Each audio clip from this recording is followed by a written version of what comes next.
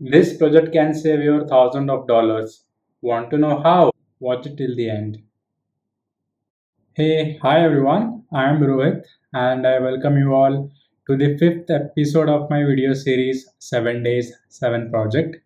And in this particular video, we will be talking about my project Brrreak. So, Brrreak is a Chrome extension, by the way, and this is the first time I have ever built a Chrome extension. So, I'm really excited to show you what it does and how exactly it works. So, as you can see, it basically reminds us.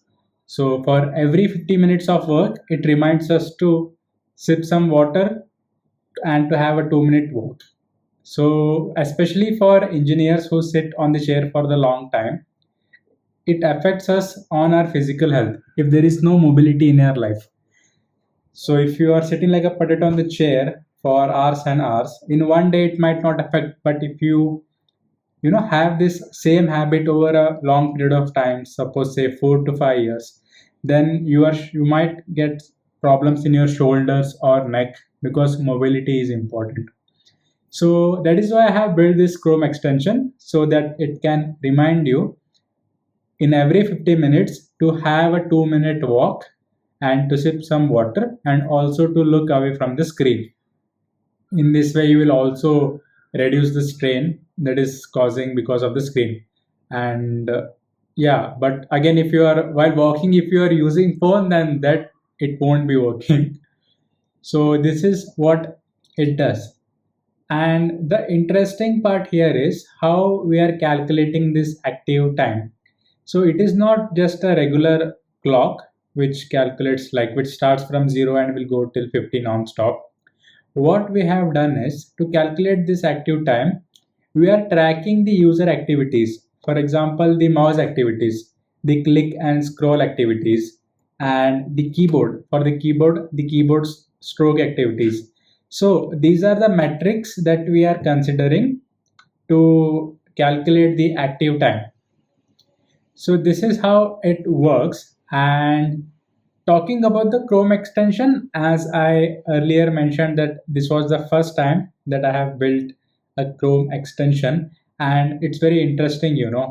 For example, the process is you need to create 4 to 5 files and dump them into a folder and upload that folder to the Chrome extensions. So if I walk you through the files that we create, so we have this file called as manifest.json, background.js, popup.html, popup.js, and context.js.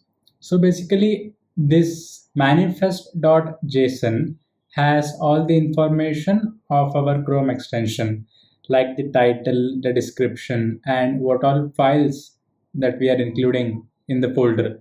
So this has all the information regarding that. And background.js acts as the brain of our Chrome extension. So whatever logic we have is in the background.js.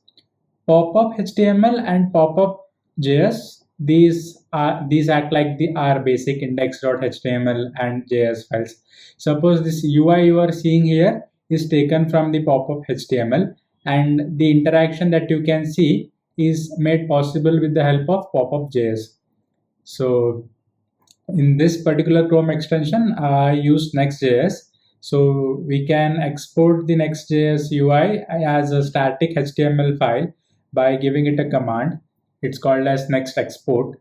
So once we give that command, we get this pop-up HTML. And in this project, we have this file called as context.js. So all the tracking that I mentioned, right, to calculate the active time, the mouse as well as keyboard. So all this particular tracking happens in context.js. So this does all the tracking and then it gives the data to the background.js. So this is how the project works. And I am still testing on this active time logic that we have built, because as of now we are just calculating if the user was active for 30 seconds, then we are incrementing the active time by 1 minute.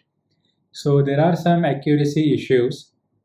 What we can do to solve this is either we can reduce the time to 10 seconds, or else we can also add real-time tracking.